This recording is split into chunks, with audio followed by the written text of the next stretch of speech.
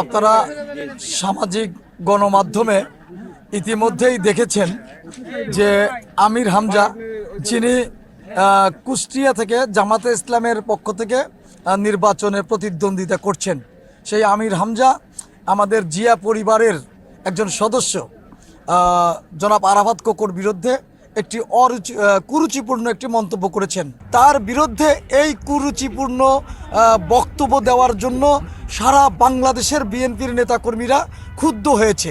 এতে আমাদের ভাবমূর্তি নষ্ট হয়েছে, জিয়া পরিবারের ভাবমূর্তি নষ্ট হয়েছে।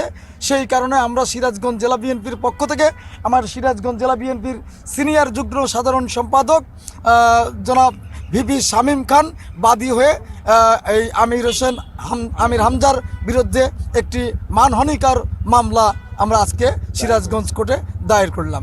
আমির হামজা একটা ইসলামী জালসায় আমাদের শহীদ প্রেসিডেন্ট জিয়াউর রহমান এবং বেগম খালেদা জিয়ার ছোট সন্তান আরাফাত রহমান কোকোর সম্বন্ধে যে কুরুচিপূর্ণ বক্তব্য দিয়েছে, সেই বক্তব্যের কারণে আমাদের সারা বাংলাদেশের বিএনপির সমস্ত নেতাকর্মীরা, আপনারা জানেন যে, ফুঁসে উঠেছে এবং এর বিচার চাচ্ছে।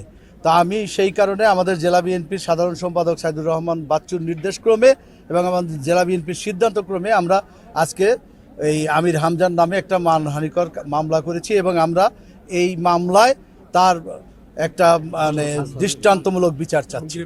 জেলা ম্যাজিস্ট্রেট আদালতে আজকে একটা মামলা করা হয়েছে। বাদী হইল জেলা বিএনপির সিনিয়র যুগ্ম সম্পাদক জনাব ভিপি শামীম খান। আমরা 500 ধারায় মামলা করেছি। বিজ্ঞ আদালত মামলাটি গ্রহণ করেছেন এবং পরবর্তীতে আদেশ দেবেন।